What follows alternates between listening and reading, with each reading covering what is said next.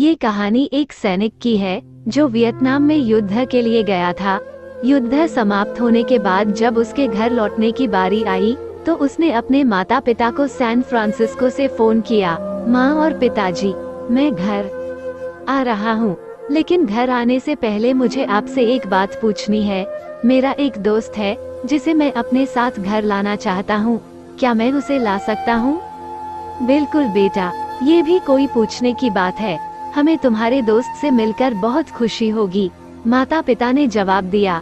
लेकिन पहले एक बात आप लोग जान लें, सैनिक बोलता गया। युद्ध में वो बहुत बुरी तरह घायल हो गया है। उसने एक बारूदी सुरंग पर पैर रख दिया था और उसमें उसने अपना एक हाथ और पैर गंवा दिया है।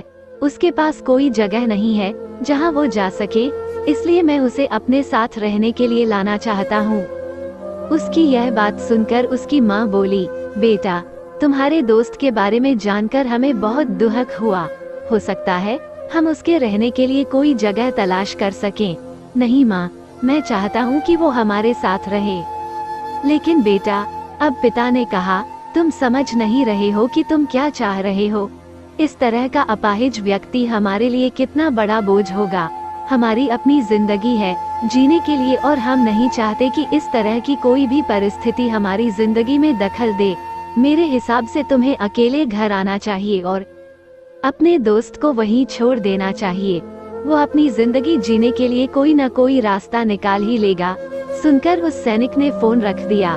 कुछ दिनों बाद उसके माता पिता को सैन फ्रांसिस्को पुलिस से एक संदेश मिला, जिसमें उन्हें बताया गया कि उनके बेटे की एक बिल्डिंग से गिरकर मौत हो गई है। पुलिस के हिसाब से ये एक सुसाइड केस था।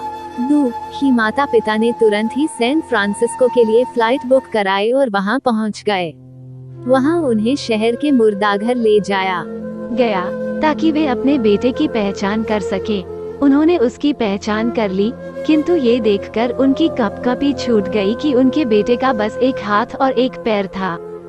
दोस्तों, इस कहानी में जो माता पिता हैं, वे हम में से बहुत से लोगों की तरह हैं, जो अपनी सुविधाओं को सबसे अधिक महत्व देते हैं।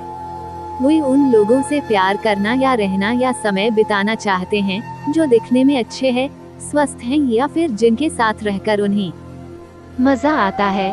वे ऐसे लोगों को पसंद नहीं करते जो देखने में स्वस्थ, सुंदर या स्मार्ट नहीं है, या जिनके साथ वे मजा नहीं कर पाते, या जो किसी भी रूप में उनके लिए असुविधाजनक हैं। वे ऐसे लोगों से दूरी बनाकर रखते हैं।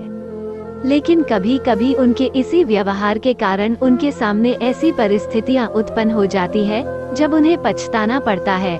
आइए लोगों को वे जैसे हैं वैसे ही अपनाएं और जरूरत पड़ने पर उनकी मदद करें।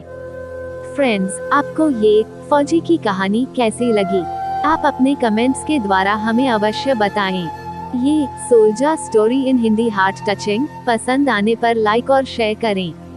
ऐसी ही और emotional, heart touching stories, moral stories, motivational stories और किड्स स्टोरीज इन हिंदी सुनने के लिए हमें सब्सक्राइब कर लें। थैंक्स।